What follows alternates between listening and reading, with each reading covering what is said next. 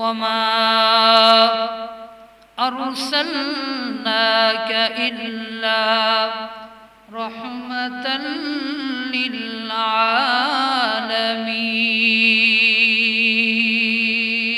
আল্লাহ পাক রব্বুল আলামিন বলেন যে আমি রব্বুল আলামিন যত জগতের জন্য রব, আমি যতটা জগতের জন্য রব, আমার বন্ধু মুহাম্মদকে तमाम জগতের জন্য রহমত হিসাবে আমি আল্লাহ পাক রব্বুল আলামিন প্রেরণ করেছি। এই কালে মার বন্ধু বেলা, কাজে আসবে মরণ বেলা। এই কালে মার রৌশানীতে কবর হবে উজালা। লা ইলাহা আল্লাহকে যারা ডাকিবে ভাবে, আল্লাহর আপন তারাই হবে। ইহকালে শান্তি পরকালে মুক্তি, ইহকালে শান্তি পরকালে মুক্তি দিবেন তারে আল্লাহ তাআলা। লা ইলাহা জোরে লা ইলাহা ইল্লাল্লাহ। লা ইলাহা দুনয়ন মেলে যেদিকে তাকাই আল্লাহর রহমত দেখিতে পাই। কেমনে করব শুকর আদায়, কেমনে করব শুকর আদায় ও গো দয়াময় আল্লাহ তাআলা। লা ইলাহা লা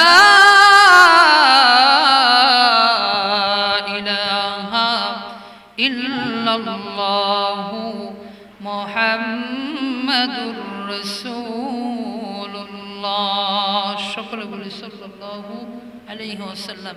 আমি আপনাদের মাঝে পবিত্র কালামে হাকিম থেকে ছোট্ট একখানা আয়াতে কারিমা তেলাওয়াত করেছি।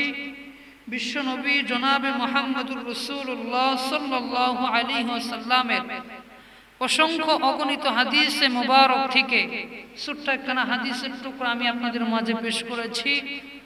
আমার তেলাওয়াতকৃত আয়াত এবং হাদিসকে সামনে রেখে সময়ের দিকে লক্ষ্য রেখে কয়েকটি কথা বলে আমি আবার অন্য জায়গায় চলে যাব ইনশাআল্লাহ। অনেক ব্যস্ততার মাঝেও আপনাদের মাঝে আসতে পেরেছি, এজন্য আল্লাহ তাআলার কাছে লাখো কোটি শুকর। মহান আল্লাহ পাকের প্রতি সকলে শুকর গুজার করি, সকলে বলি আলহামদুলিল্লাহ। বিশ্ব মানবতার মুক্তির দিশারি তাজদারে মদিনা মুহাম্মদ মুস্তাফা যে নবীকে আল্লাহ পাক রব্বুল আলামিন সৃষ্টি না করলে সাত আসমান সাত জমিন চন্দ্র সূর্য লক্ষণ আল্লাহ তাআলা লৌহে মাহফুজ আল্লাহ তাআলা সৃষ্টি করতেন না। সেই নবীর প্রতি সংক্ষিপ্ত দুরূদ ও সালাম পেশ করছি। সকলে বলি সাল্লাল্লাহু আলাইহি ওয়াসাল্লাম। আমি আপনাদের মাঝে আয়াতে কারিমা তেলাওয়াত করেছি। আল্লাহ তাআলা বলেন ওয়ামা আরসালনাকা ইল্লা রাহমাতাল লিল আলামিন। যেহেতু ঈদে মিলাদুন নবী উপলক্ষে মাহফিল, আমরা আগে সর্বপ্রথম বুঝি ঈদে মিলাদুন নবী মানে কি। ঈদ শব্দের অর্থ আনন্দ, মিলাদ শব্দের অর্থ হলো জন্ম, নবী শব্দের অর্থ হলো নবী। নবীর জন্মে বিস্তারিত আলোচনা। এখানে আলোচনা উঠবে দুইটা, একটা হলো সিরাতুন নবী আর একটা হলো মিলাদুন নবী।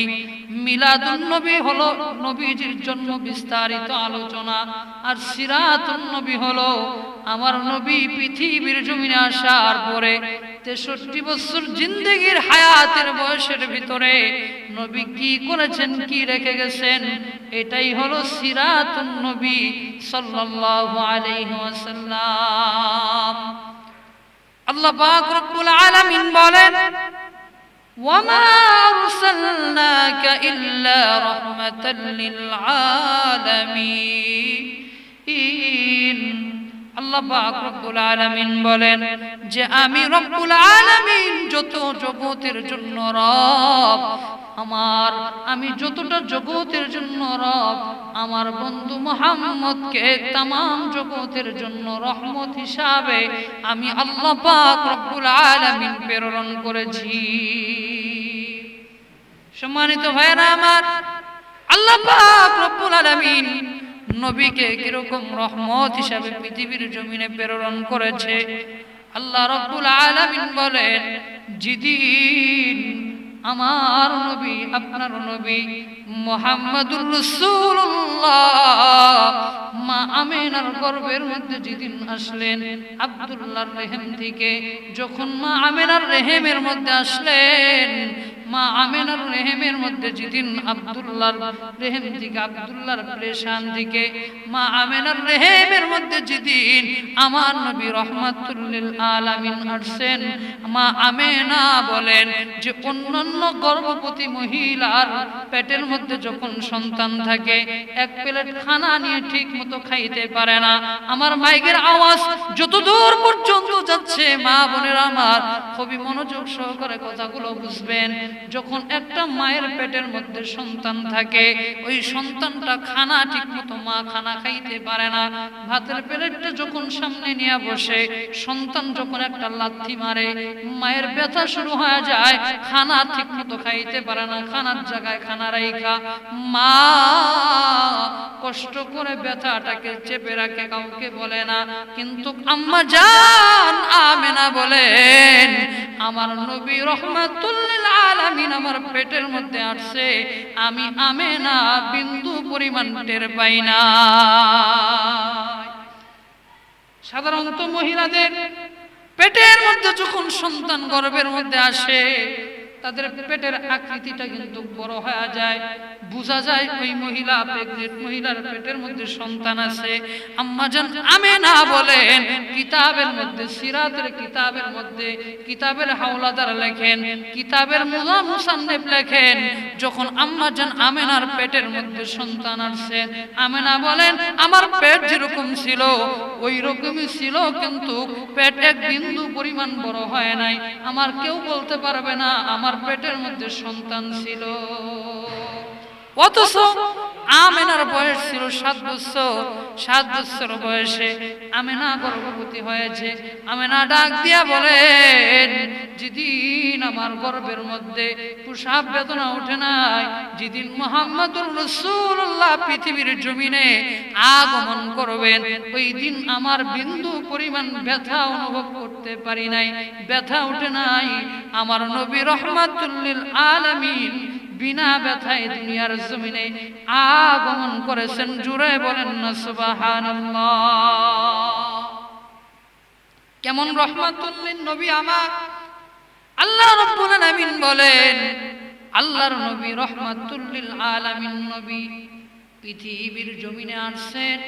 মা আমিনা বলেন, যেদিন আমার নবী রহমাতুল লিল আলামিন আমার ঘরের মধ্যে তাশরীফ আনছেন, 12 রবিউল আউয়াল সুবে সাদিকের সময় একটু আকাশের মধ্যে পূর্ণিমার চাঁদ, ওই দিন পূর্ণিমার রাত ছিল।